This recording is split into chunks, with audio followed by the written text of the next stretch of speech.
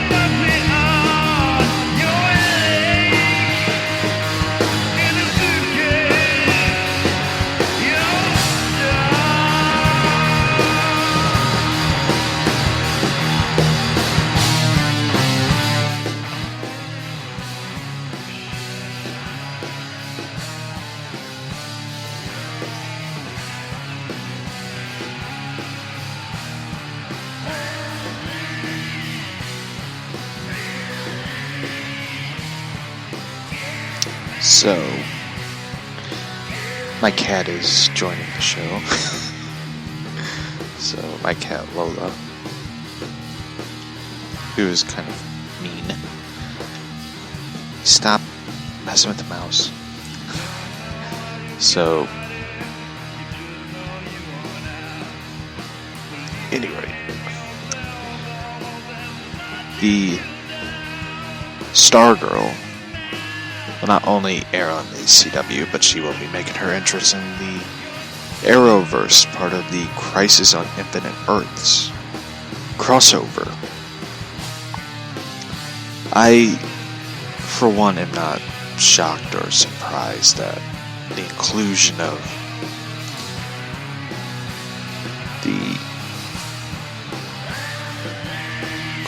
an Arrowverse CW show. To be honest with you, CW is... I know there's going to be some people who are going to be excited, going to be happy, going to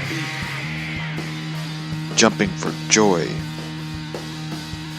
for this CW Stargirl series. I think the reason they're doing it is because Batwoman is becoming the sinking ship of a show.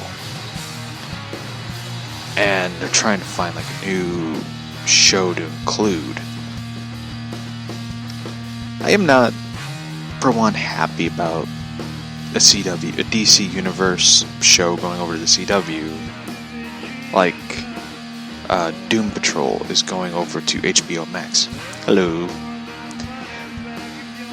Because the reason I'm not happy about it is, as a person who pays $7.99 for the DC Universe from the launch to now, it's kind of... I hate Mondays. I do too. Like, Mondays is a pain. The reason I'm not so happy about the inclusion of, taking a show that, someone, like, everyone's paying $7.99 for DC Universe. Some is paying a complete 1-year subscription. It's kind of not right, because it's like you're kind of cheating those people out who are paying money for original programming, and you're not really creating any original programming to put on. I know a lot of people are like Harley Quinn, but it's an animated show. I kind of look forward to the Catwoman Batman episode, really. But I think that it's kind of pointless, almost, like, to have the DC Universe shows, because it's like, when you look at it, they have like 3 big shows that they're trying to keep people in to watch. You have Titans, you have Doom Patrol, you have Young Justice, and you're trying to include Harley Quinn, and you're trying to include Stargirl, and it's like, really, out of those shows, 2 of them are going to be on other programs. It's kind of like pointless almost, So, I mean, for me, it's annoying, because it's really devaluing the DC Universe app and streaming service. You're not really putting any value in it, you're just devaluing it. Like, you're putting Stargirl on CW. So, for me, I wouldn't mind it if they were just like, we're going to take other shows, we're going to put The Flash on DC Universe. I would be cool with it. I know some people are going to be like, that's the only show I get to watch on CW. But for me, I would love to see The Flash on DC Universe, like old episodes, really,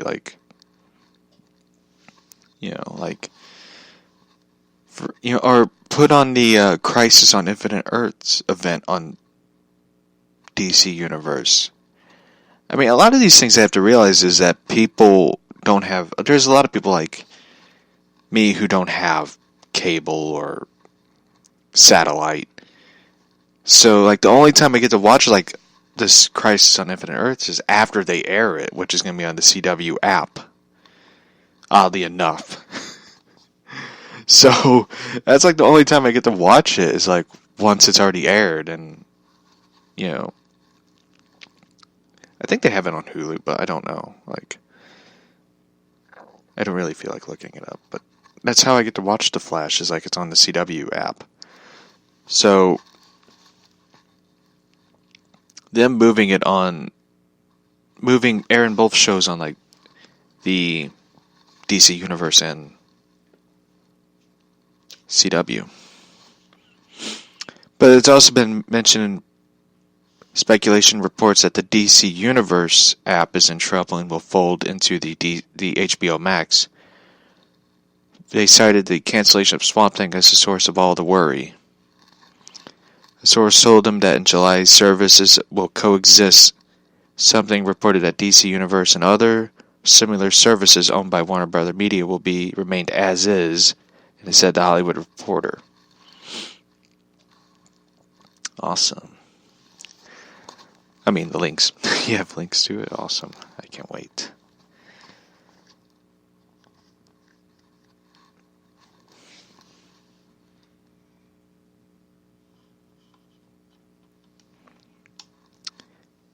Yeah, I mean, the thing is, I take it that with the Warner Brothers Media and the HBO Max, AT&T is like betting on this because they're worried about their financial issues. And the thing is, I know that I know I usually don't talk about politics, but when AT&T bought Warner Media, this was something that Donald Trump was trying to stop because he said it's a bad deal for both sides, and this kind of shows it. Like AT&T's worried about financial issues, and they're betting big on the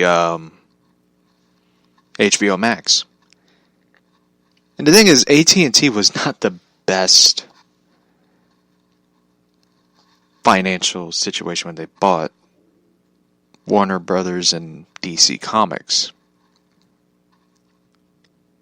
I mean, for God's sakes, they have an awful cable service. they incorporated security system, cable, and internet into one, and house phone. I can't forget the house phone. That's how AT&T became the way they became, was the house phone. And payphones. They don't even make payphones anymore. For those who don't know, payphone is where you put quarters, nickels, and dimes in to make a phone call.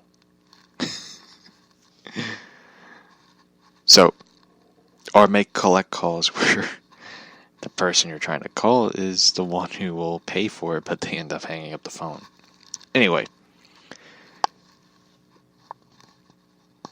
I mean, the security system and the house phone, cable, internet, cell phones. I think they replaced the house phone with cell phones. Yeah. Anyway, they suck. I had an AT&T phone, and I just threw it out the window one day. I got so mad because I got a call dropped. I kind of went like the John Travolta in Primary Colors. For those who never seen it, you have to look it up. It's a very funny scene where Travolta is he gets so mad at his campaign manager, and he takes the phone and he chucks out the window because he. It was actually one of Travolta's best movies besides Saturday Night Fever and what was the other one he was in that was really good? Broken Arrow. He was good in The People vs. O.J. Simpson. He was great in that show. I know Gotti. I know some people said it's not a bad film, but I don't know. I never got to see Gotti. The case itself of John Gotti is fascinating. Even though his daughter and grandkids are fucking idiots, but anyway. So, anyway.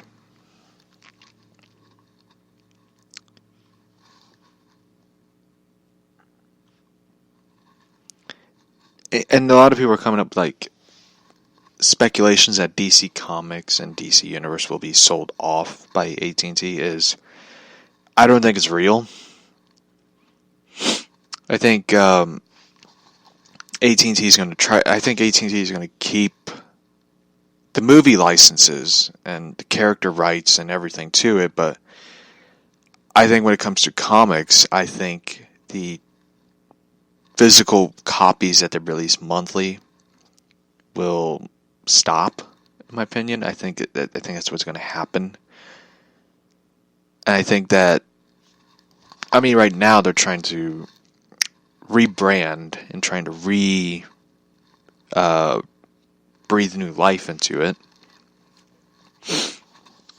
But I think they are going to slowly go into digital comics, because Jim Lee talked about it a while back. I did an episode a while back where I talked about Jim Lee talking about hold on, I'm doing a post record, tell people that we're live.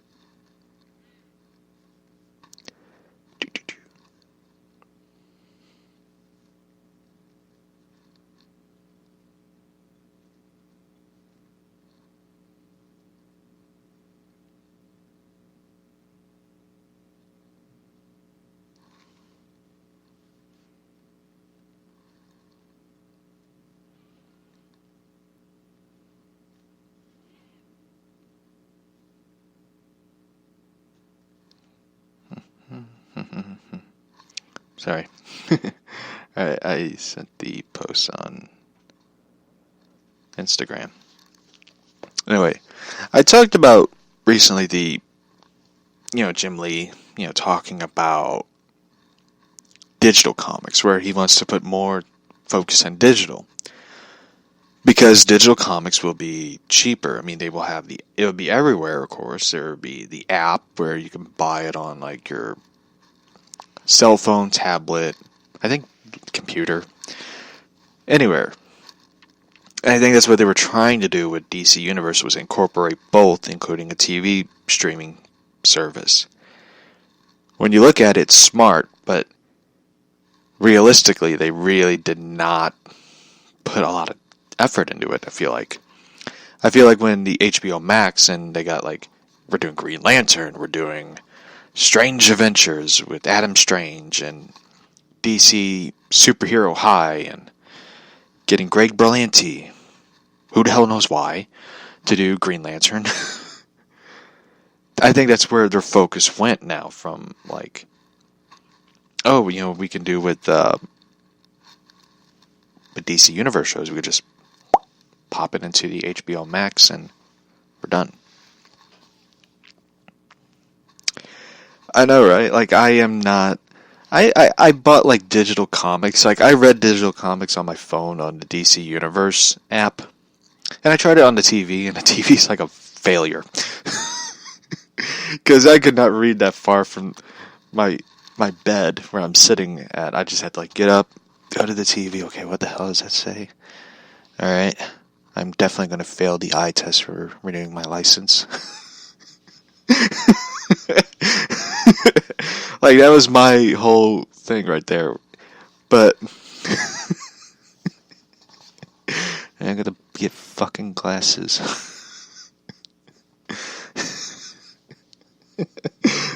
That was, like, my whole thing. And I'm thinking, like, and they don't make fucking Batman frames. I'm gonna look like Harry Potter with a beard. So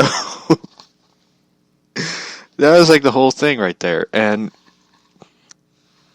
But the thing is, they make the small printing letters where you have a hard time reading. I mean, I can see a traffic sign at stoplights. I think that's what's important, is you can see the other vehicle, which I don't know how the hell will you not miss a vehicle. But anyway, the reading comics on your TV is bad, in my opinion. It is just bad. I mean, I would understand if it's like motion comics and you have a brilliant narrator reading the comics to you, which they did. I actually did buy the Batman Black and White motion comics where they had, like, voice actors doing the voice of Batman and stuff. That was great. That was a great thing to come up with, but unfortunately, it just, it didn't catch on. Like, they did, like, Superman Red Sun, which is, like, the oddest time to ever hear Superman with a Russian accent. With the sickle and hammer and the shield, the symbol and all that. It is just terrible. It was interesting but funny to hear Superman and Wonder Woman with, like, Russian accents. Even Batman with a Russian accent. Batman. That was pretty much a good one. I sort of look forward to seeing Red Sun, but I kind of don't, because I don't like Superman or Wonder Woman. I never really liked Superman and Wonder Woman. Especially when they both lead Batman to dying in the show. Like, Batman rebels against Superman and Wonder Woman. And they end up killing him, and they end up, like, using his body to put, like, a Brainiac robot, some, like, alien technology in his brain to use him as a servant for them, which is fucking dumb. Completely dumb, in my opinion. And I think that's why I hate both of them. Like, I don't like Superman or Wonder Woman that much, so yeah. But anyway, I do look forward to seeing HBO Max to see where they go.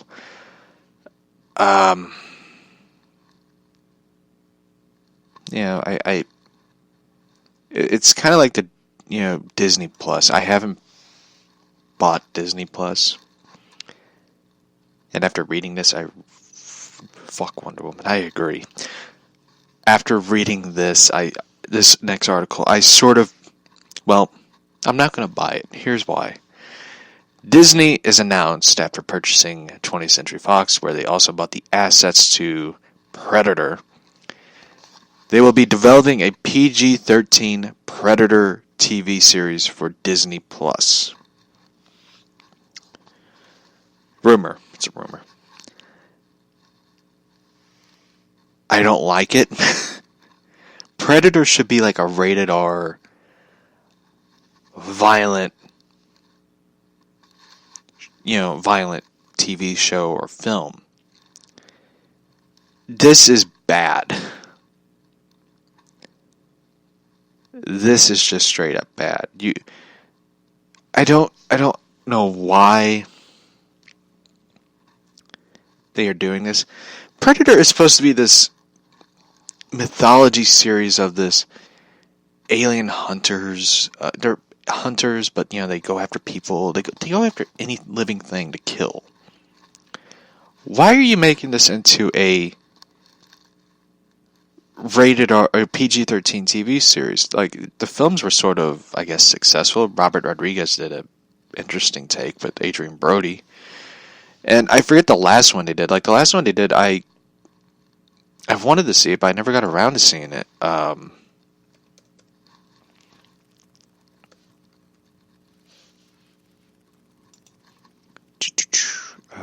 see. I mean, like, they did like good films. It's hard to believe they went from Arnold Schwarzenegger in the first one to Danny Glover to the Alien vs. Predators to Disney TV series. It's hard to believe that it just went from to that. Like, let's see, the last film, The Predator, made over $160 million. It wasn't like, you gotta realize it was originally a start from a TV series where Shane Black stated that he would return to do a sequel to the Predator film. It was planning to make it a trilogy, but I take it never happened.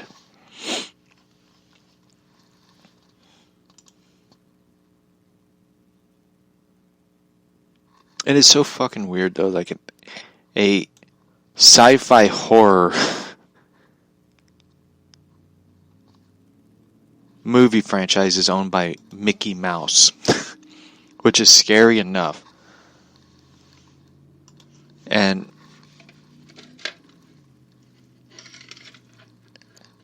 sorry, I'm moving my speakers. And it's hard to believe that Mickey Mouse, and I believe Mickey Mouse isn't the adorable, soft-spoken, oh shucks type of Mickey Mouse. I believe Mickey Mouse is the South Park version that we all saw, where he kicked the shit out of one of the Jonas Brothers, which they kind of deserved it. You don't talk back to Mickey Mouse. Predator Films was owned by 20th Century Fox, and Disney bought 20th Century Fox mainly for the X-Men, Fantastic Four, Silver Surfer rights. Basically, what they bought the entire 20th Century Fox library for. And 20th Century Fox future films, that they were working in development, like the Sims movie was canceled. I don't even know what's happening to the Hercule Poirot film that they were working on. I don't even know if they canceled it or they are working on it or what. I just hope to God they don't ever do the Miss Marple films, man. They would totally fuck those films up.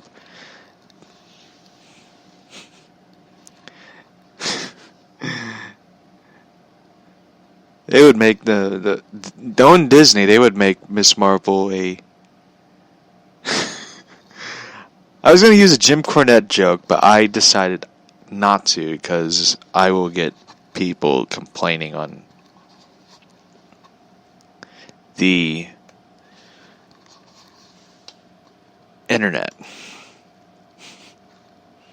Because I know people, what they did was like you know.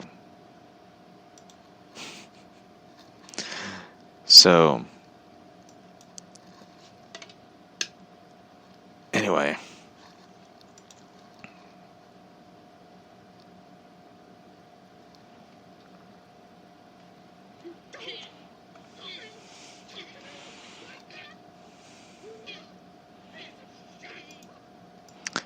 Alright. Now, we all know the Mickey Mouse character. We all know he's a sweet, kind, happy, shy character. But I believe deep down, when Disney sends somebody to negotiate for something, for example, Sony, who tried to take Spider-Man away from them, I think this is what happened to them. I believe in my heart this is what happened at the Sony-Disney meeting recently. Well, maybe we'll just refuse to go on stage. You don't fucking talk to me like that! You little piece of shit! I believe that's what happened. I believe Mickey Mouse fucked somebody up on sight.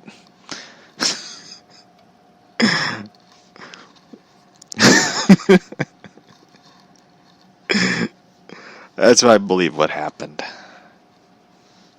I actually like this version of Mickey Mouse more than I like the original.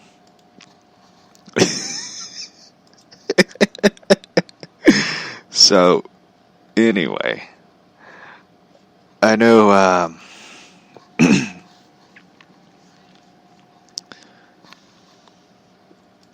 I caught this one article last night. I was on the Phantom and Monsters site.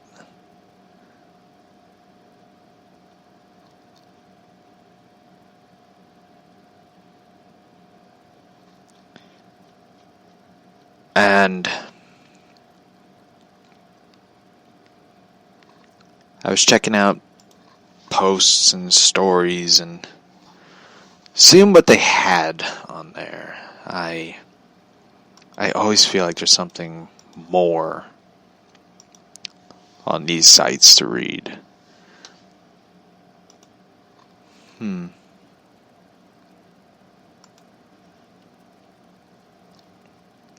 I always feel like there is. I feel like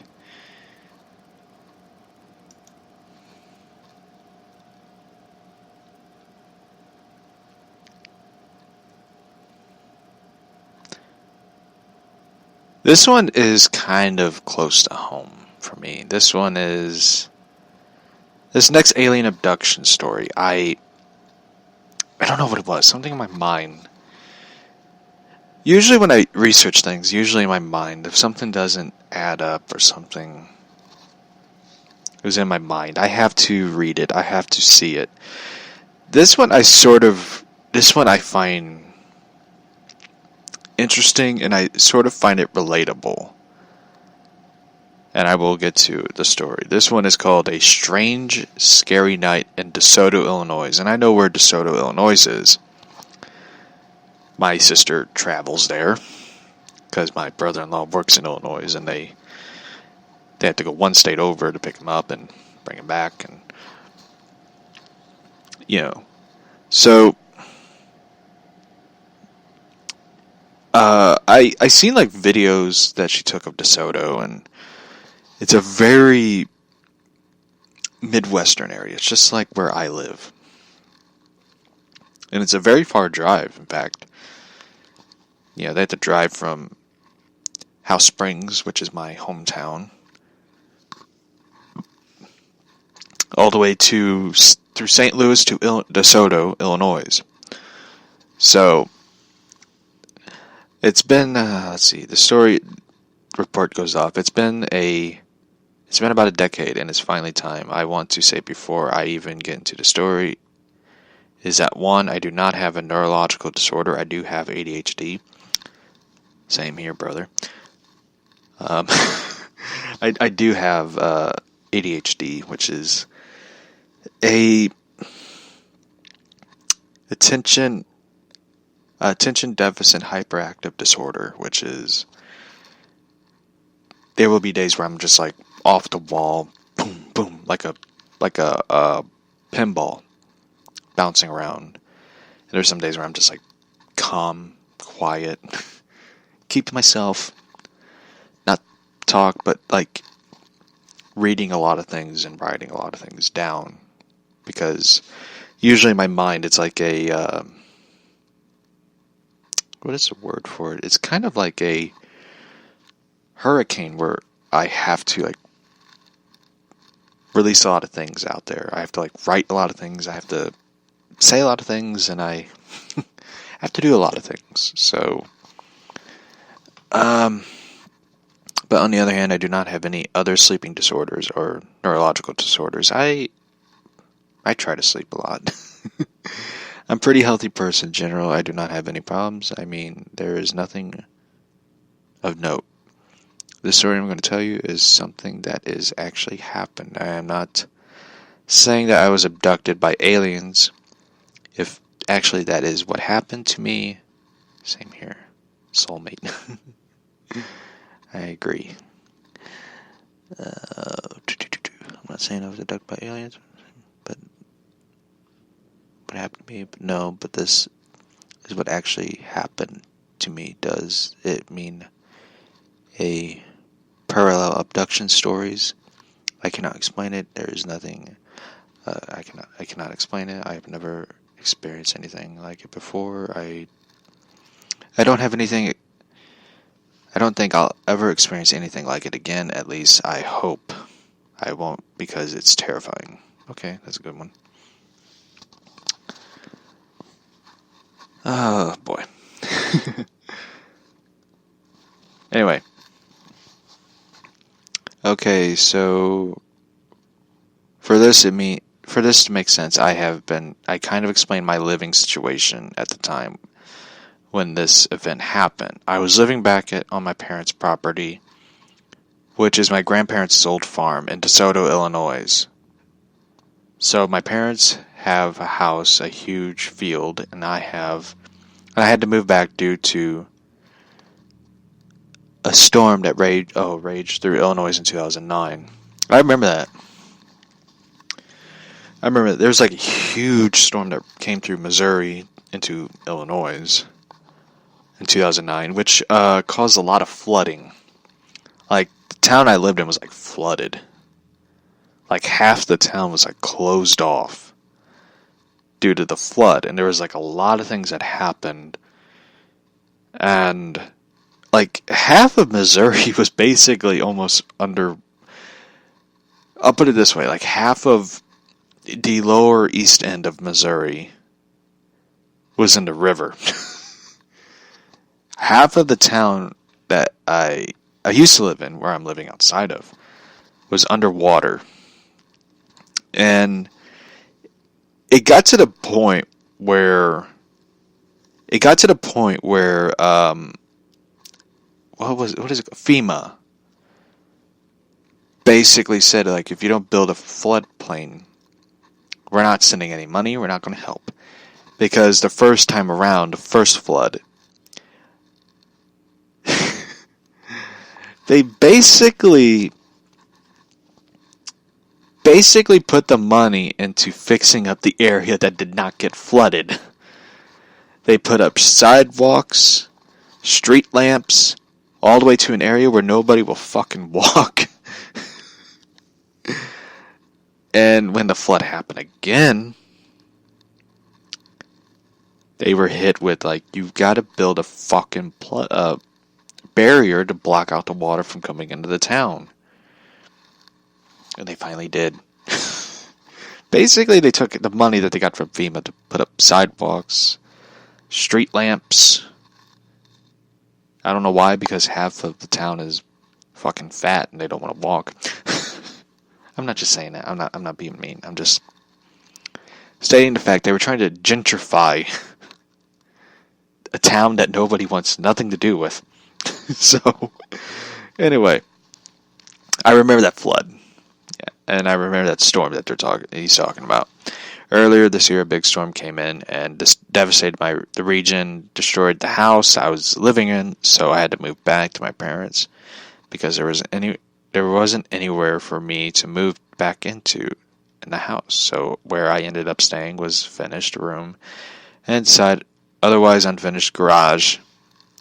Now this garage, I'd say, is at least a couple 100 feet from the actual house where everyone is staying. So it was me living in the finished room inside the huge unfinished garage. And around us is a field in DeSoto. Love you more. I know, right? Like, the storm was like, it was a pretty good storm. Like, a lot of lightning, thunder, rain. It was a very relaxing storm. Like, it's pretty funny, though. Like, some people get freaked out during, like, a storm and tornado warnings. For me, I'm just relaxed. I'm like, whatever. Like, one time it was like everybody was freaking out over the storm and the tornado that night. For me, I was like asleep. I was sound asleep like a baby. And everyone was like, did you not know that? I was like, for me, I was just like, I'm asleep. If it's my time to go, it's my time to go. So, for me, I'm just like relaxed when a storm arrives. So, anyway. I guess what I imagine inside the story with this garage is that he's living in like a garage, which is like I imagine it kind of like, for those who, I don't know if anyone's ever watched, what's that show, McJuggernuggets. Remember he built like a room where he had this garage? I imagine that's how it is. Like, I imagine they built like a room in this garage, which I imagine was going to be like an office, but I guess it became a bedroom. I guess that's how I imagine it, like the walls in one area of the garage. So the night this event happened, I was sitting on the couch in my room in the garage watching Band of Brothers. Never heard of it. I never heard of the show. I content just enjoying myself. I'm enjoying my time away from work at school. I had no negative emotions. I was fine. I was enjoying my time, and I don't know where I heard this loud thwack sound. I guess Elmer Fudd came in the room. Thwack. Rabbit. Sorry. Like, if this was a graphic novel or something. Mind you, I am not writing this fucking story. I guess... I am not writing this story. I did not write this story and sent it in. Because, one, I do not live in Illinois. Fuck Illinois.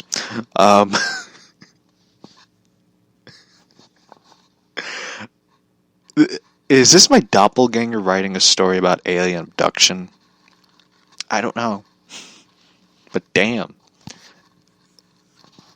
I would have been like, if Elmer Fudd heard a thwack from that rabbit.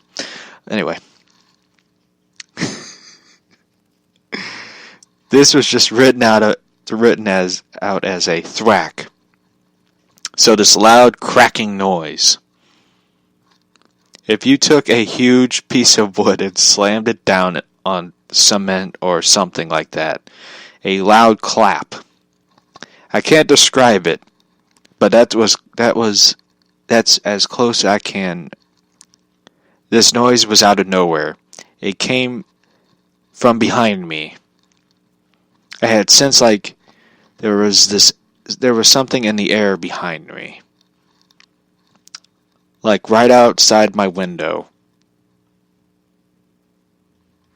This was to the left of me. At this time, the dogs, Diego, my dog. Who names their dog Diego? I mean, seriously. Why can't you just come up with a creative name like Stitch or Lilo or Lola or many other things? I name my cats many. I have like 9 cats. They all have good names. But who names their dog Diego? Is the dog Mexican or something? That is not a racist joke, okay? Don't get your panties in a bunch, okay? I'm just cracking a joke. Or thwacking a joke. So, I'm just saying as a joke, okay? I don't know who would name their dog Diego. I watched this one movie, by the way. No, it wasn't the Dora the Explorer movie. I don't know who the hell came up with that movie, to be quite honest with you. I mean, seriously, who came up with Dora the Explorer live-action movie? Did somebody was like so desperate, they're like, we're going to make a movie. What? Dora the Explorer, make it. And the movie looks so fucking weird. It looks so weird. It was like the weirdest movie I've ever seen in a trailer. But I was watching this movie called The Banana Splits, which was based on a Hanna-Barbera show. The Banana Splits, where they had like people dressed in like different dressed in like these furry, like not furry, but costumes that you would wear at like a theme park in the 70s and 80s. Oh my god, I hate Dora too. Imagine growing up and imagine like watching your oldest nieces and nephews watch this fucking show. And you're just sitting there going like, this is the dumbest thing I've ever heard. All you hear is, hola, I'm Dora. And this is Boots and Cypher no Siping, whatever it was. It was like the dumbest show ever. I mean, if I had to choose like which one to throw off a bridge, I would throw Dora off the bridge before I would throw Chase, even though I hate Chase from Paw Patrol. It's stuck up smartass of a dog.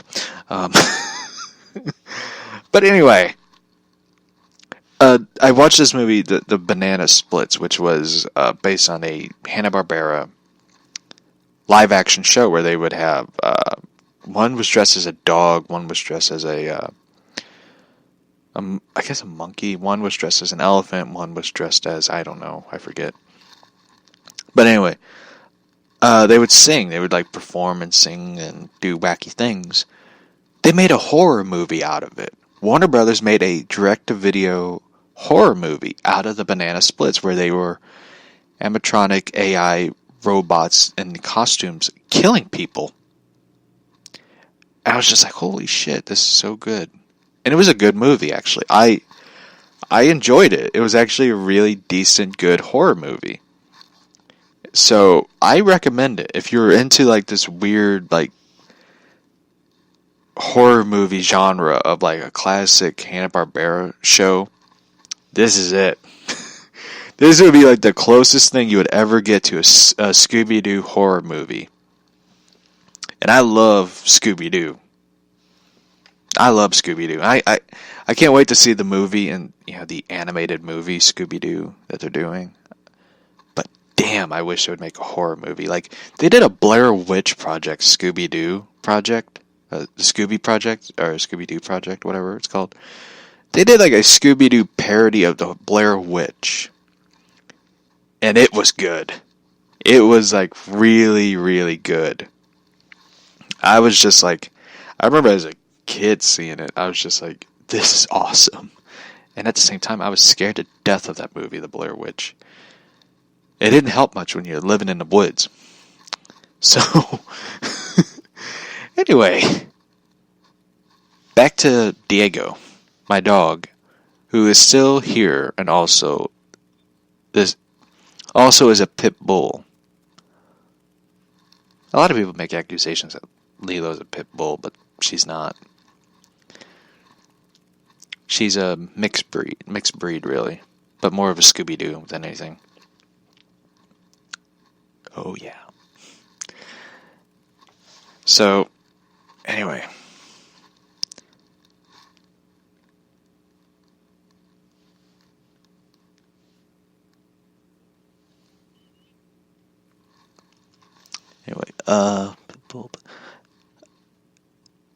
That I had at the time went ballistic. I mean, I grew up with this dog, and I always was responsible taking care of the dogs when I was a kid. I have also had I also had dogs. I never heard my dog or any other dog sound just like a ferocious animal. I don't know. The dogs went crazy.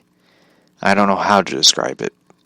You could tell that they were like ferocious in a way that I've never experienced being. I never experienced them being before. The guy who wrote this seemed like really terrified. Like he's writing it really fast and not like really reading it out. So I take it he experienced something, because it's like when you're like terrified of something.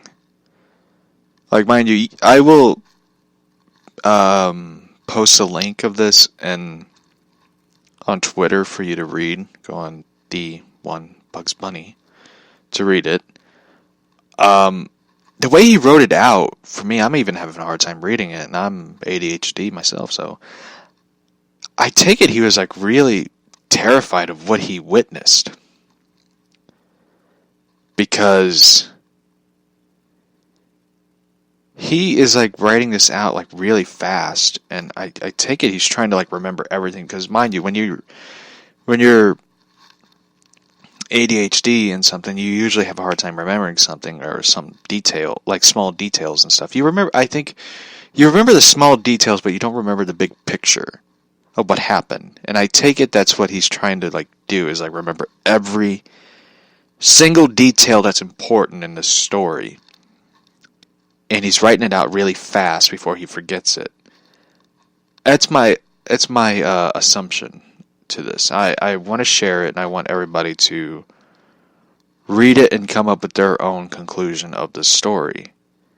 Because I'm reading it, and mind you, I'm sort of like skipping words because he's like writing it like the weirdest way. Like, I don't know. The dogs went crazy. I don't know how to describe it. You could tell that they were ferocious in a way that I have never experienced them being before. Anyways,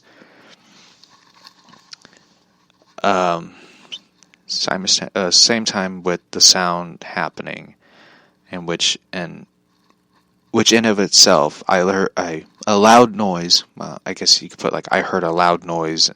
It is not a scary thing. The dogs were freaking out. Freaking out is not a scary thing, though. They were barking and yelping, making noises in a way that I have never heard before. I moved out really young. I lived in a trailer park with meth heads. Okay, this dude's like my fucking doppelganger. Mind you, I never lived with meth heads, but I lived in a trailer park where there was meth being dealt and being made. It was like Breaking Bad. This guy's like my fucking doppelganger. Like ADHD, check. Comic book references, check. Living in a trailer park around meth heads and stuff, check. This guy is like my fucking doppelganger in one state over. And this is just like creepy. It's like, did this dude read my autobiography I wrote about my life or something? Which I did really write a book about my life and stuff. I'm just wondering, did this guy read a book about my life or something? This is like scary shit.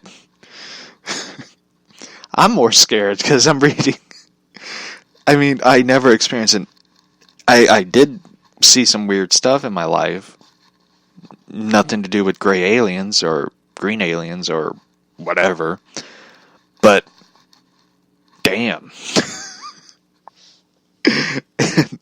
Anyway, I lived in a trailer park with meth heads and stuff when I was a teenager. Kind of the same for me. Like, alone. I had a lot of life experiences. I don't scare that easy. That is my fucking life right there. I am not scared easily. I've seen a lot of shit go down in my life. So, I'm one of those people that's like a fight or flight person. This is like, I will say this. I believe his story. I'm not laughing at him. I'm laughing at me and this dude's life is basically the same almost. Minus aliens. And a dog named Diego. I mean, I had a dog named Barney, but I never had a dog named Diego. So, this is really kind of freaky and stuff. So, those things alone don't add up too much. But the same time too, that I guess without saying, but that summer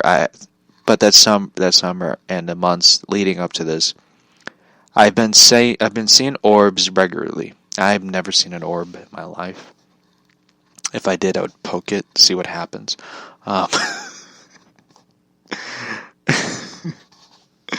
So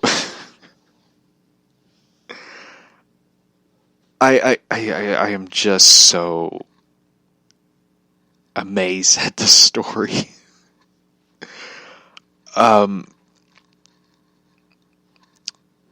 But you know, I am amazed at this story for one or two things. Everything that happens in this story, I am amazed, and the references and to everything to it. But anyway, but that summer leading up, I've been seeing orbs regularly. I am not sure if I seen a triangular craft at this point. Never seen one in my life, but I've seen many orbs. But he wrote seed. Many orbs in the sky and the lights in the sky that move in ways that don't make sense. And at first, I was really curious about them, but then as time went on, I started to become more uneasy about all the orbs and the activity because they started following me too. I never had anything follow me before.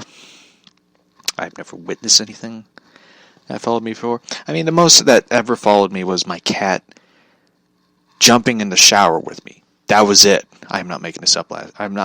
Yesterday I was taking a shower, and all of a sudden my fucking cat, I should not say it, but all of a sudden I'm like washing my hair, and all of a sudden I feel something jump in the shower with me, and it was my cat. I don't know why. My cat just follows me everywhere. I go to the kitchen, bam, on the table, chilling. Or on the deep freezer, chilling. Go to the bathroom, bam, right in front of me. Brushing my teeth, under my feet, or sitting on the counter of the sink, looking at me. Sit on the couch, bam, on the coffee table, looking at me. Look out the window, bam, on a lamp table, looking out the window and looking at me. This cat is following me everywhere. I am starting to get scared and uneasy right now. She's sitting at the doorway looking at me. I am terrified at this point. I'm believing this cat is trying to kill me.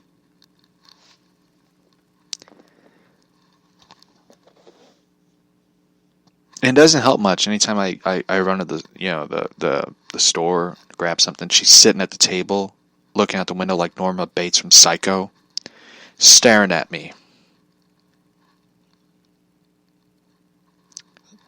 Like, yesterday, she ran out of food. And I didn't even know it. Like, all of a sudden, I'm like sleeping in my bed. I feel two paws on my cheeks. And a meow. Like, and I wake up and there's the cat staring at me.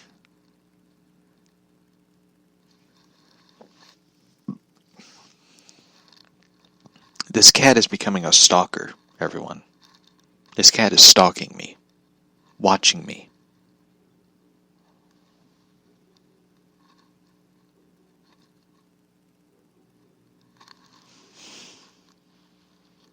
Stop looking at me, alright? You're freaking me out. So, anyway. Yeah, that's the most activity that something has ever followed me. And for a little cat, she will trip you if you make her angry.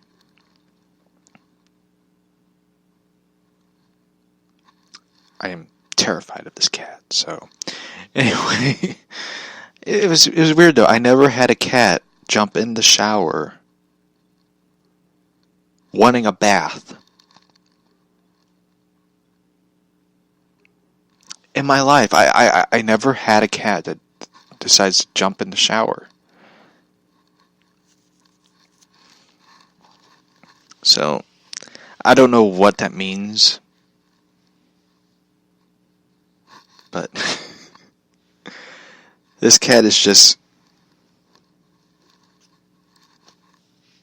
she's sweet but psycho, so... Anyway, let's see, orbs and stuff uneasy. I was working in Camerdale going on Highway 51, going to work.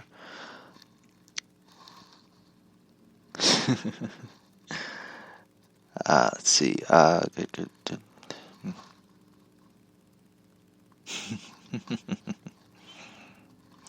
So, let's see, going to work. I work in a movie theater. I always wanted to work in one. I want to tell the story about this movie theater. Yep, this is my story of a movie theater. So, there was this movie theater in Eureka, outside of town I used to live in. So there was this movie theater, and I remember I got to see my first movie I actually got to see. I'm not counting Beauty and the Beast. Okay, so there was this. I seen this movie. The first movie I ever got to see was like Harry Potter and the Sorcerer's Stone, or the Philosopher's Stone to some people, in this theater. And it was like an old movie theater. It was like the best movie theater on the planet. The popcorn was good. The arcades were, it was okay. So this movie theater had like weird stories about it. Like, some people claim that the movie theater was haunted. Like, there was this little girl haunting the movie theater. She would follow you into the bathroom. I don't know why. And she would be in the projector room watching the movie and watching the people watching the movie. It was like this weird story. And let's see, like, recently, like, the movie theater isn't around anymore because they tore it down for I don't know what reason, but it kind of drove people it drove people not coming into the town anymore because, you know, and I talked about Eureka before in past episodes of the podcast, like how much I fucking hate that town and how much I hate the people in the town because they're such stuck-up pieces of shit. So, yeah, they just tore down a good movie theater and they left the land area empty. So, anyway, that's my kind of connection to the movie theater. So, I was working at the movie theater at the time and started to follow alongside. Started following alongside my car. Wait, orbs were following you alongside your car? Then once I get around the big muddy river, typically is where they would either stop or they would shoot up into the sky or something. So that kind of left me uneasy, them following me and stuff. Amount that I was seeing them was daily at times, daily occurrences, but anyway. So I've been seeing orbs, and they weren't making me feel too great. Then a loud thwack, with no thought immediately after that noise. Like every cell in my fiber of my being, I knew that I was in danger. I got up immediately and went to my bed and pulled the covers over my head. I'm 19. I've been through some shit. And because of the noise, I pulled the covers over my head, and this thought kept running through my head. You need to turn off the lights because they can see you. You need to be under the cover. Need to be under cover so they can't see you. You need to hide so they can't see you. You need to make it so they can't see you. And Stitch and the cat are wrestling on the couch right now. So sorry, I heard Stitch like, okay, dude. Sorry.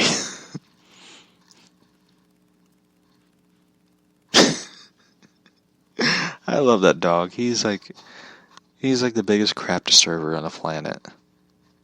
And the biggest noise maker when the house is quiet, so you need to hide so they can't see you. Let's see. You need to make it so that they can't see you. This kept going over and over in my head. I remember laying on my bed and the TV right beside me.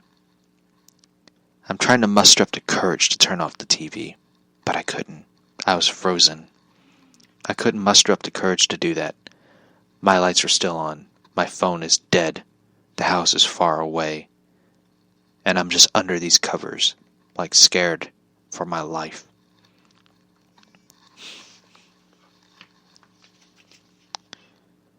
Oh, sorry. Let's see. My phone is dead. I'm just under these covers, scared for my life.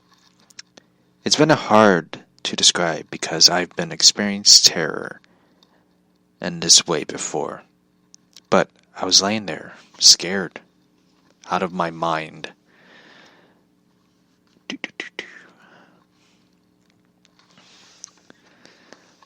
Let's see, scared out of my mind seemingly for no reason, with the lights on, wide awake. I wasn't sleepy before this happened. Everything was fine.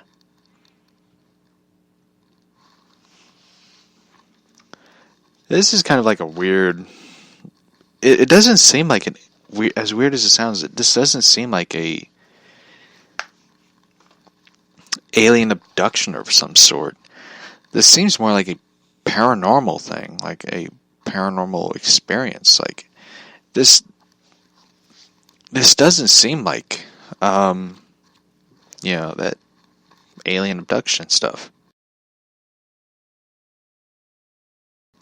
So, for me, it seems more like a paranormal situation. I mean, orbs, noises, and stuff. I'm not doubting the story. I believe that this person has more been experiencing supernatural paranormal experiences. So we are going to take a quick break. I'm going to check on Stitch. Usually he does something and he's like quiet afterwards. I have to like see what he's doing. So we are going to play this quick song. I'm going to continue with the story, and we will be right back. And I'm going to play a song real quick. I'm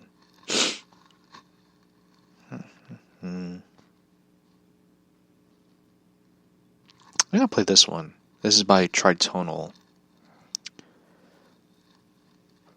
Forget Me, Forget You is the song by Tritonal.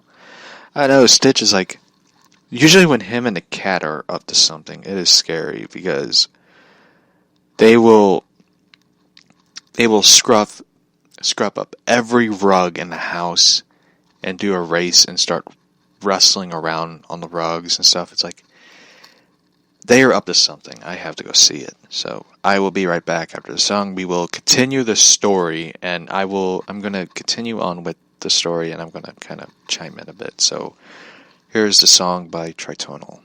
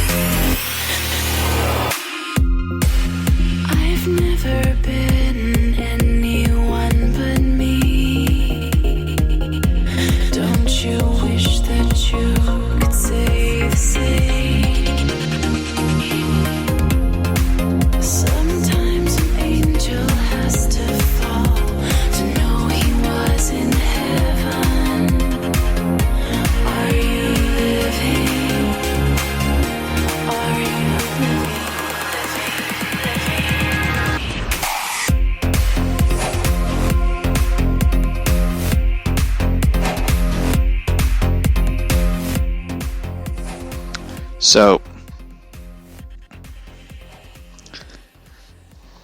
alright, I checked on him. All of a sudden, like, I gotta tell this one real quick. Anytime I go in there, like, check on them, the cat will, like, walk up to me and, like, play all innocent. And even the dog's just sitting there, like, looking at me like, don't believe anything that cat is saying. So, I also had to open up the curtains, let the light in. So, anyway. It is really nice outside. Seen a squirrel run across the wires, so... Anyway. I believe that this person... let's see...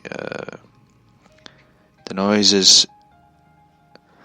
You know, I will say this. The person I'm reading the story from, in my opinion, is...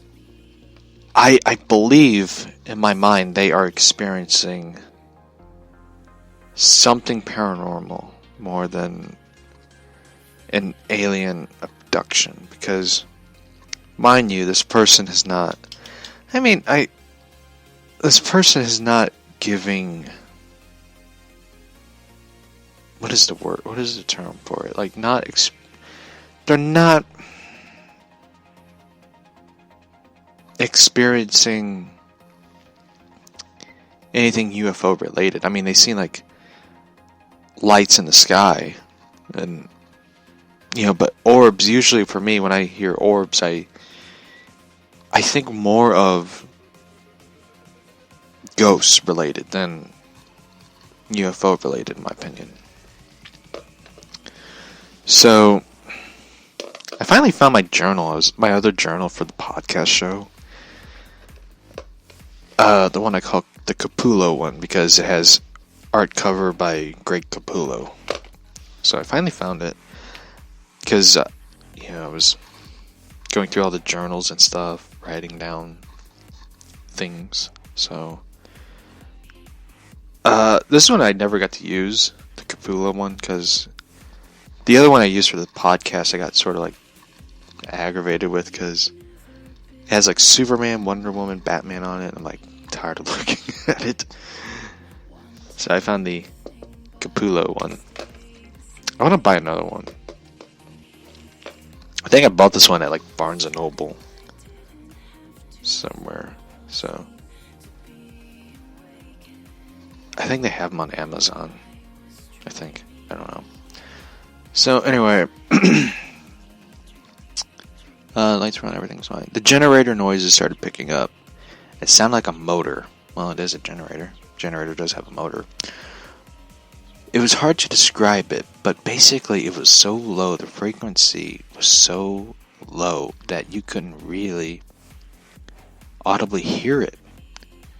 You know when you are at a concert and the bass, you don't hear it, but you feel it in your chest, rather?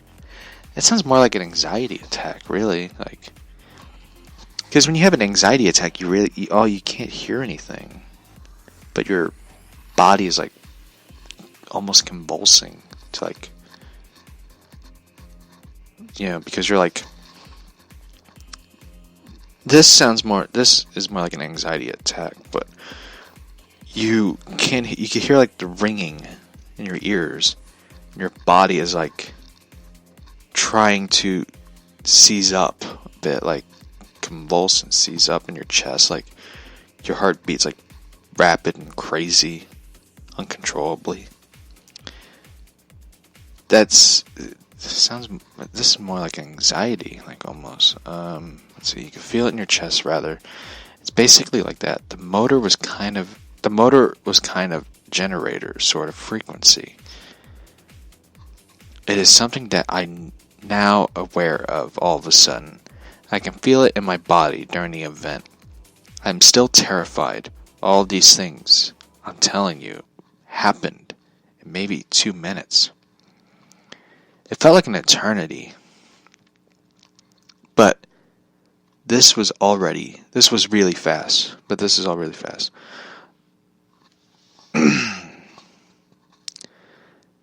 I'm laying there terrified. I'm hearing or just sensing the motor thing. It wasn't an earthquake. Like, I've experienced earthquakes before. Same here. Like, one time I slept through an earthquake. There was an earthquake once in Missouri. I just slept through it. I get a phone call. Did you experience the earthquake? I'm like, what earthquake? There was an earthquake. Really?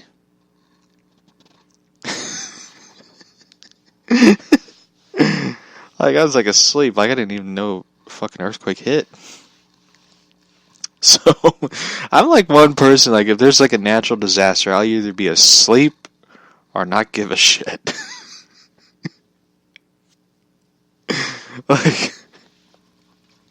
If I ever, one time we nearly moved to Florida, and we didn't, and right after we didn't, a hurricane hit. Usually for me, it's if a hurricane comes, I'm let it come. I don't give a shit. I'd just be right there. I don't really care. I just board up the windows and all that, and just ride out this sumbitch. One thing I never understand with hurricanes and stuff is, I will get back to the story. Just let me do my thing and tell jokes and be sort of funny to a point. People who go through hurricanes, they start crying after the hurricane hit. Like a tornado is just like out of nowhere. But a hurricane, you have days to prepare or get the fuck out. I'm going with the latter. Get the fuck out. But the people who live there are all of a sudden, on TV, hurricane came and tore everything up. We will rebuild. Time out.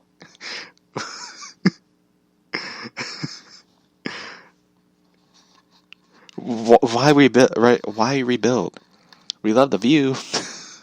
It's like, if I had to live through Florida with a hurricane, I would just buy plastic couch and chairs that you could put in your pool and like float on. That's what I would buy. Like if I see my van go in a tree, I realize I shouldn't live here. Like, I don't get people who live in hurricanes and stuff. Like Robin Williams put out the best point of view of a hurricane. It's like I feel sorry for reporters who are like picked to do the hurricane. Like when you imagine like you're a reporter and you're in a weather team, you're like, Dave, you're being picked. You'd be like, fuck. Like, why can't I just get the volcano? Why do I have to get the hurricane? Like, like I don't understand people. Like, I'd rather deal with a storm and a tornado than deal with a hurricane. Earthquakes, forget it. I ain't dealing with earthquakes. It's kind of like the wildfire. It's like what's the point of being in California? You get mudslides, you get earthquakes, you got wildfire. You got the three trifectas of you're fucked. Your house is done. So the most we get is like a tornado, heavy rain, floods. Wintertime, we get like the weirdest time for snow and warm weather. We are in the bipolar state. It's kind of like the weather of pick your poison. It's kind of like that's where we're at.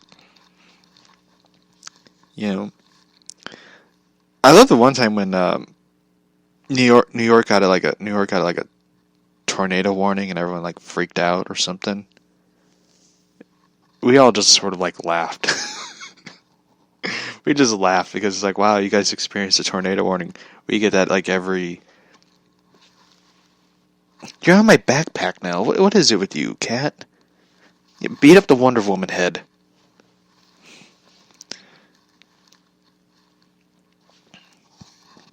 So... Anyway. Like, we got like tornado shelters. Hell, we got like a doomsday bunker. We're like prepared. So anyway, let's see. I'm just laying here terrified. Anytime I hear a meow, I'm just like that.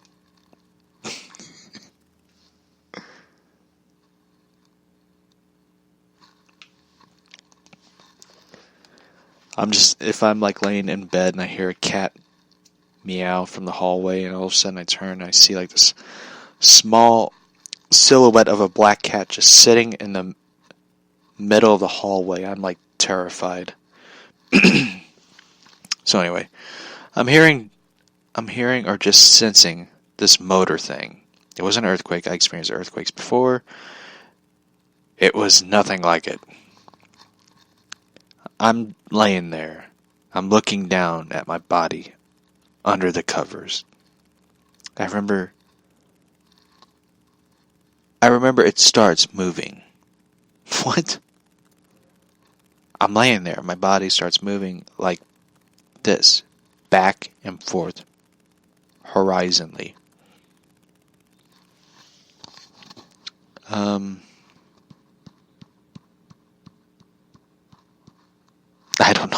I don't know how to react to that. It wasn't a lot. It was just coming off the bed or anything. But the bed was still. Oh, the bed was still. I was moving back and forth. Just a little bit. I'm still making contact with the bed. My body is just moving back and forth. Then I wake up. The next day, it was just gone. Between. I woke up with the lights off, the TV off, and I was in my bed like... Sorry, I had to burp. Like nothing happened. I had no way to explain it. I be honest with you, I can't even explain that. Like I can't even explain it. That is like the... I still feel like it was more... I still feel like this is more of a paranormal thing than a UFO thing. So, until this point, I've been kind of vocal. Like the first time I saw an orb, I told my friends. We were at Steak and Jake's. Never heard of that. I heard of Steak and Shake. Steak and Shake closed. Them bastards. I told him that I think I saw a UFO. Let's go stargazing to see if we can see it. Something again. It's kind of interesting. But the more I started seeing things, the more I started thinking, maybe I could keep quiet about this. And maybe then by the time I had whatever that experience was, I just told you about. But, yeah, sorry, I didn't really tell anyone about it. I told the person that I was with my partner at the time, but I didn't tell anyone else about it since that happened. Sorry, reading the story and stuff, I feel like the person experienced something more of the paranormal than the UFO. I mean, everything that that person was saying, it doesn't scream UFO. It just comes off paranormal. It comes off more paranormal ghost thing than anything UFO. I'm not doubting this person's story or whatever. I feel like this is just more of a...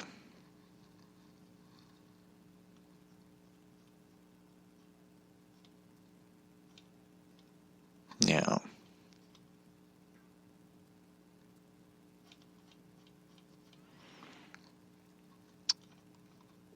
This one's interesting.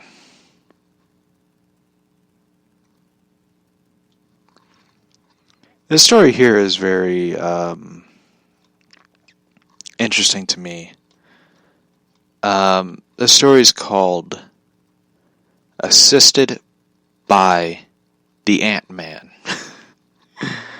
And I had this story to favorites because I want to do more alien UFO videos, talking podcasts. But this will be on a video on YouTube. Just subscribe. I think we got like 2-3 subscribers. I don't know. I guess since like the channel is kind of, I don't know, kind of going. Anyway.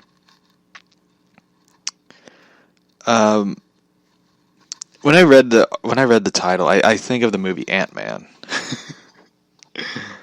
Like I know they released like Edgar Wright's test footage for Ant-Man, and it looks pretty awesome.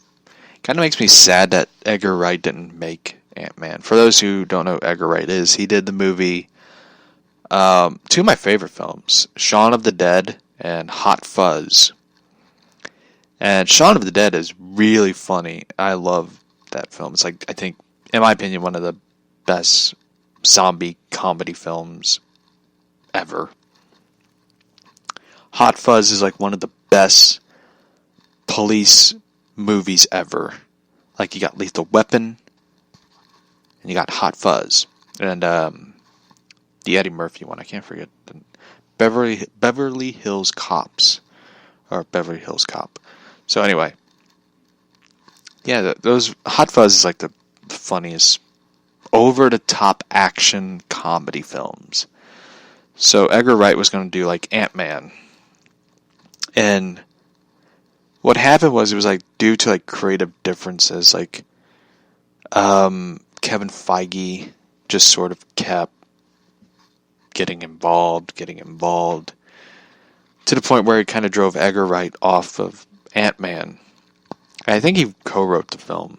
I think they used some of his parts in the script to make the film.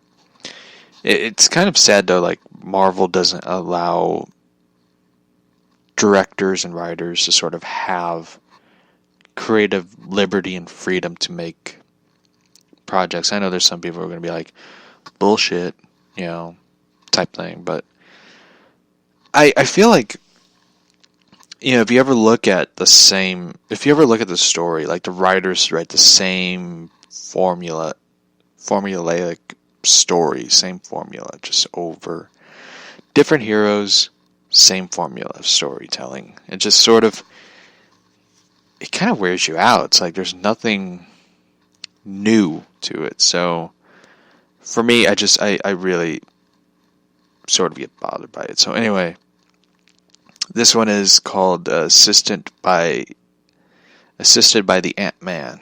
So So this is this guy's story. When I was a young child, about 3, in 1965 or so, I started having dreams about once a month. There was a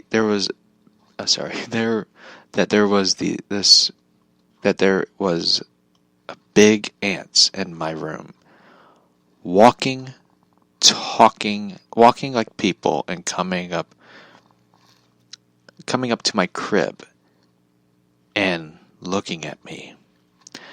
I remember one morning my dad was getting ready to go to work around 5 a.m. I ran into the kitchen where he and my mother were standing drinking coffee. My dad picked me up and sat me on the kitchen counter and asked me how I got out of my crib. I told him a big ant-man let me out. Now, I'm not saying I was abducted by aliens or anything like that. But this did happen for about a year, and my parents were finding me sleeping all over the house. Once in the Rambler, in the car part. So they started trying me down at night. I guess laying me down at night in my crib. And every time I got out, I didn't remember getting out on my own, or anyone else letting me out. Except for that one time. That's kind of weird. I imagine like Ant-Man like this, like someone shrinks down to an ant and all of a sudden they're like, but I never imagined like this big ass fucking ant like picks you up and gets you out of the crib. That's like the weirdest part of the story. So, anyway. I'm in my late 50s, and now I remember this clearly. I would never say that I thought I was abducted by aliens. Some of the circumstances could suggest possibility of it.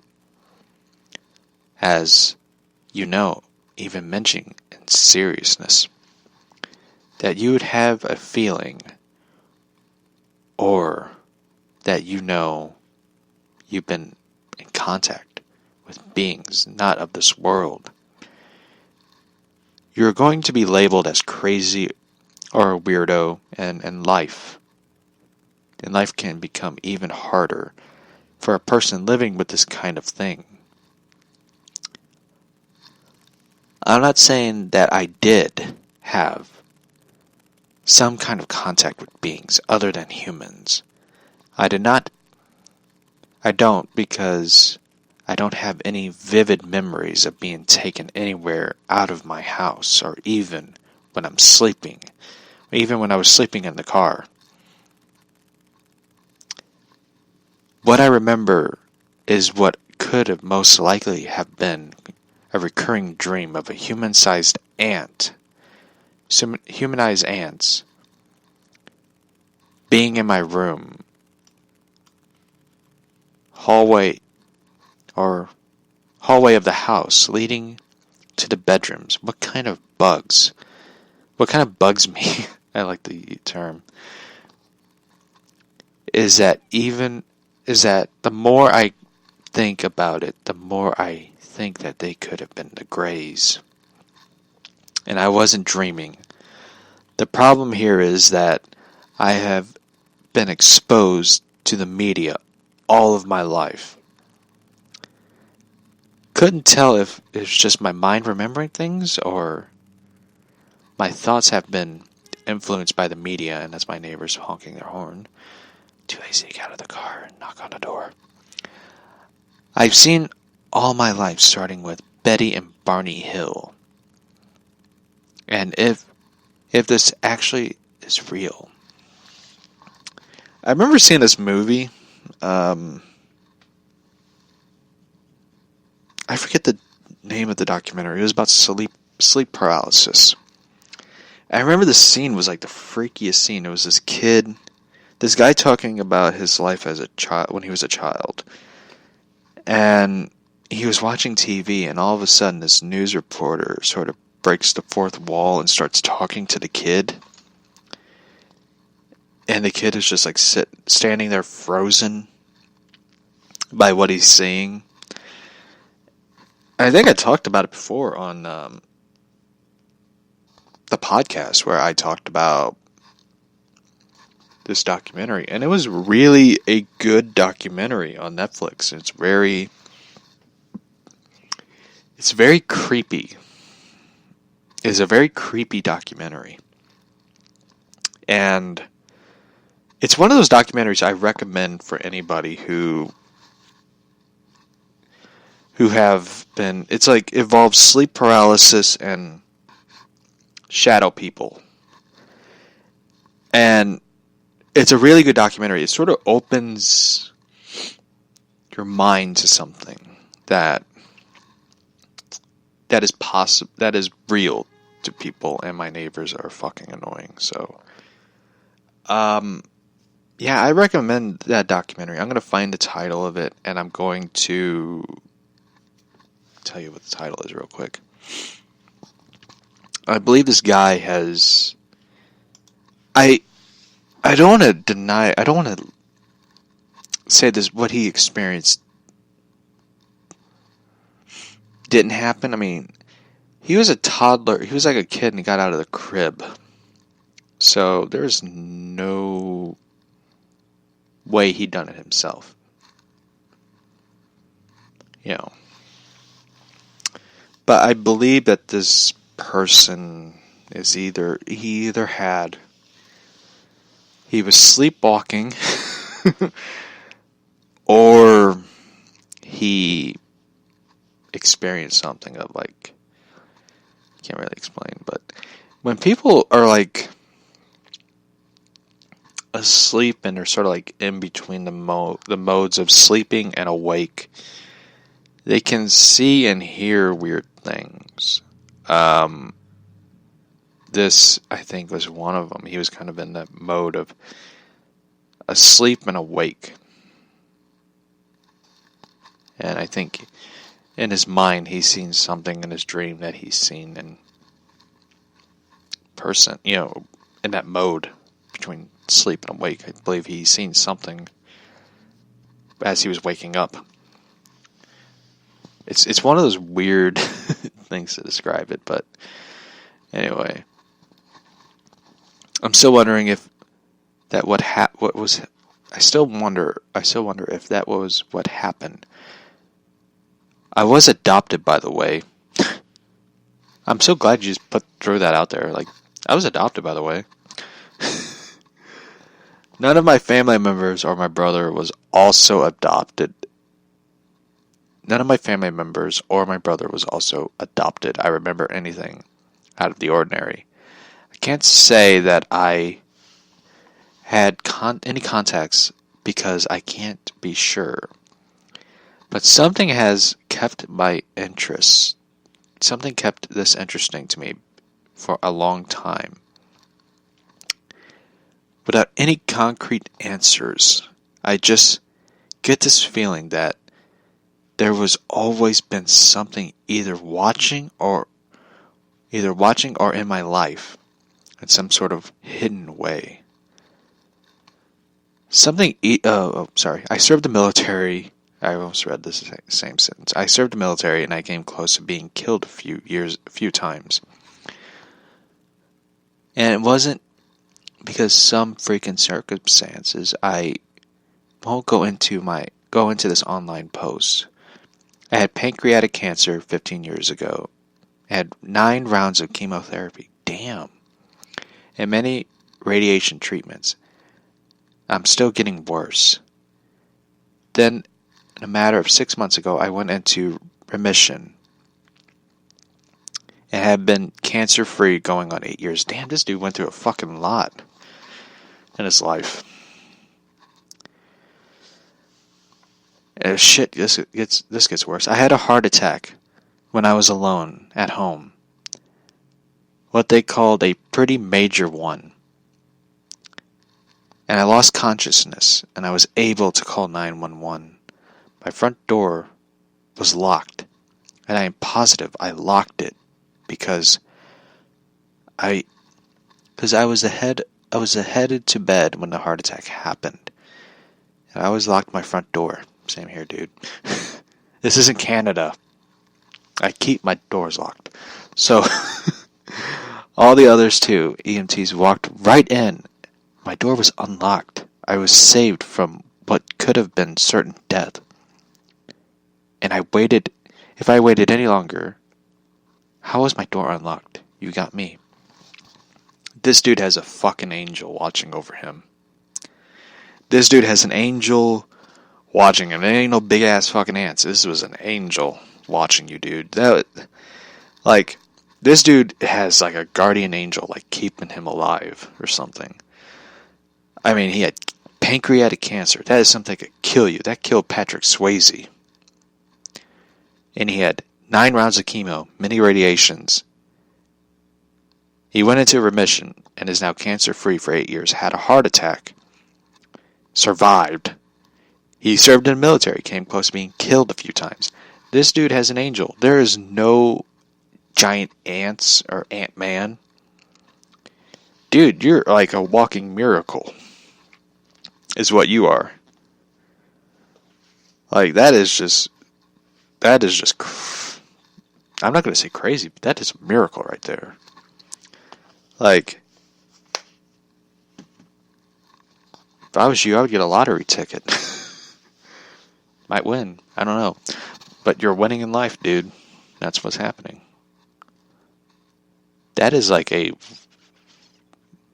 walking miracle right there, man. Alright, I'm gonna read this final story because this is kind of a long story. And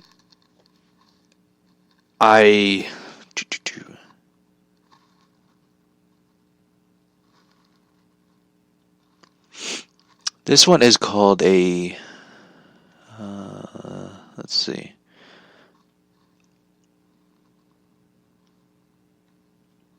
More cases of possible permanent alien abductions. I was going to read this one. It was about the humanoids. But I guess I'll read one case of the humanoids, then we'll get to then we're going to get to like tomorrow's episode, which will be the permanent alien abductions, and we're going to lead into a narration of Batman Hush tomorrow. So I kind of want to do this morning show because it kind of felt like I need to do it. But I want to get it out of my way. So anyway, this is about the humanoids, walking humanoids. Was sent in by Puerto Rico. 2 employees of a local farm were late one night standing in front of their emissions building, involved in some sort of idle conversation, when suddenly they began feeling strong senses in their body, like static electricity. Their bodies were covered in goosebumps. Okay. Concerned, they looked around and saw towards their right-hand side, nearby pond, something incredible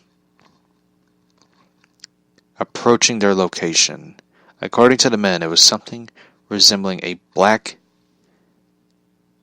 cloud in the area, almost shaped like a human brain, floating over a path about 3 feet from the ground. Suddenly they turned towards the men.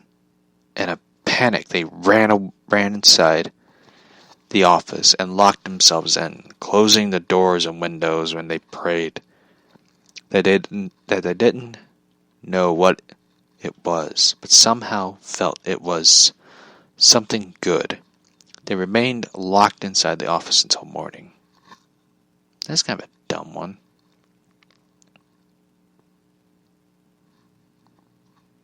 I'm going to read this one. This one kind of captured my...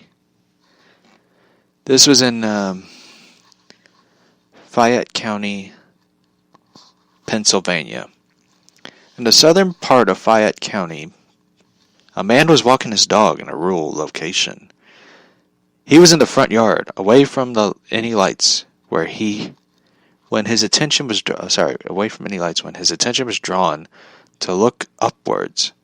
He heard a whooshing sound coming overhead. Flying above him at a distance of 55 feet was a large flying creature that looked like a dragon. As the flying creature passed over automatically, dusk to dawnlight, the witness was able to get a good look at the strange flying animal. The body was about 22 feet long, with a good look, 22 feet long, wingspan of 18 feet wide. He looked to be shiny, almost reflecting his body with no scales. The color was dark, possibly brown and red, similar to a auburn brown. The end tip of the wings that appeared to be talon-like fingers, about 3 to 4 in number. The arms' wing structure appeared to be muscular. The wings were quite thick, not like skin, but appeared to be rear fin on both sides. The body and the creature displayed a arrow-shaped tail. The witness also appeared to be 2 extended rear legs. The creature had a cone shaped around its head. My neighbors are loud. It stopped at the flat of the base of the neck. The oddest physical feature that the witness mentioned was the mouth and eyes, illuminated with a very ominous orange glow. The creature flew over a tree in the bottom of the yard and moved off to the distance. A fellow heard a deep, throaty, similar sound similar to a foghorn on a boat. The entire observation lasted about 20 seconds. So that happened on March 18th, 2012. Wow, that's a pretty good story. Alright, everyone, I guess this is going to be the wrap-up of the podcast. I wonder...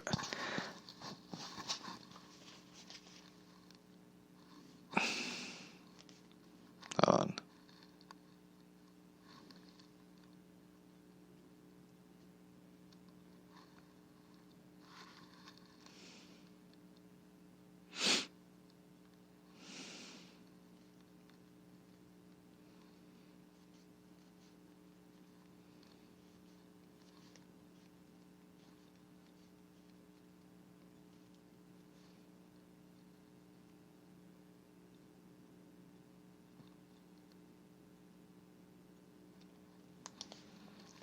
So anyway, got a message real quick. I had to respond. All right, I'm gonna read. I kind of want to read one more story. Then we're gonna close it off, and we're gonna. This is a permanent alien abduction story that happened near Garden, California. Wilbur J. Wilkins held a responsible position at Hoffman Radio Corporation in Los Angeles, according to his wife. He had tapes recording conversations with men from another planets who landed here in a saucer. The den in his house, lined with UFO photographs. Sorry about that. Lined with UFO photographs and weird symbols, formations supposedly passed along by little men from the planet Masser, who was preparing to invade Earth. Wilkinson's partner, Carol Homruff, claimed to have information about landed saucers and talked to his friends into renting an airplane so they could try to find it. They took off from the Garden of California airport with 3 hours supposedly of gas. 3 hour supply of gas. That was last seen. That was the last anyone saw of them. Widespread search failed to turn up either the plane or the two men. Damn. They just poof. Disappeared. Sorry, I had to respond to a text message. So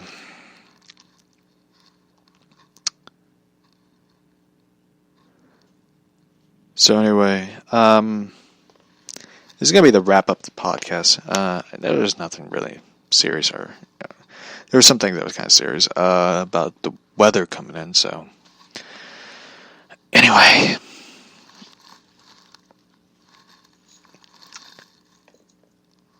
I'm going to wrap up the podcast for today. This was kind of interesting stories and stuff. I want to do more. Thank you, love. I wanted to do more stories about the humanoids encounter thing. But there's been a lot of stories and stuff that's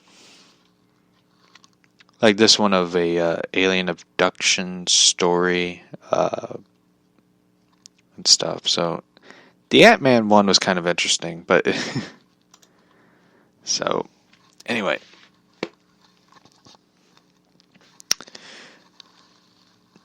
So this is the wrap up of the show. My final theory about the Ant-Man one is like what I said. I think it's not an Ant-Man. I believe this guy is a walking miracle. I believe he has something more that's watching him than giant Ant-Man. The first story that I read about the DeSoto, Illinois one is more. I feel like it's more of a paranormal encounter than an alien abduction story. So As for the one in Puerto Rico with the giant brain cloud, I don't know how to respond to that one. That one's kind of weird and strange. The two men disappearing in the airplane. Again, you don't know what happened. Or something. But anyway, so this is the end of the show. I really enjoyed doing the show. I feel like it's much more easier to do it morning, but I like my regular time schedule where I'm doing the show. So anyway, this is the end of the show. Final thoughts are, keep a lookout for something. I don't know. One show I really want to do. One I really want to do is, I know this sounds crazy, but I wish there was like a stories and stuff of people encountering meta-humans or something, like people with real bizarre encounters with like people having like comic book superhero powers or something. This show, speaking of superheroes, I know I kind of crap on Superman and stuff. Recently, I found out on YouTube that Christopher Daniels, for those who don't know who he is, Christopher Daniels is better known as the Hollywood Boulevard Superman. He appeared in like the Jimmy Kimmel Show. He also made a cameo appearance in the 30 Seconds to Mars video. He sadly passed away. He died recently. He was looking... So, Christopher Daniels, better known as the Hollywood Boulevard Superman, died on Saturday at the age of 52. And Quarter Central was better known as being the mega fan, living and posing for photos as Superman, the Man of Steel, his favorite comic book character. He was the first costume superhero on Hollywood Boulevard, collecting tips on and off since 1994. He was known for making cameos in movies and music videos, including a recurring appearance on Jimmy Kimmel Live. Back in what he called his glory days, of the suit helped him earn a good living. He had an apartment nearby decorated with massive collection of the Superman memorabilia. A couple months ago, I bought $914. I brought $914 a day in 2006. He sadly died. He was really, I think, had a rough life. He died what a lot of people say was crystal meth, which is like a dangerous thing to get involved in. That was basically a death note right there. So, I mean, he looked a lot like Christopher Reeve, Superman. He sort of had that look of like Christopher Reeve, Superman. So, I know I crap on Superman a lot, but that guy he wasn't a bad person, I heard. Like, a lot of people say he was like a really nice person. And today's show, we are going to dedicate it to him. I think he was... It's sad, though, he died. I wish Jimmy Kimmel would have done something to help him. I mean, isn't Jimmy Kimmel supposed to be the nicest guy in Hollywood, I guess? I don't know. So, it's sad that he passed away, and, you know, he is, I think, one of the great Supermans. Even though I seen him before, I didn't even know his name. I just knew him as, that's a guy dressed as Superman.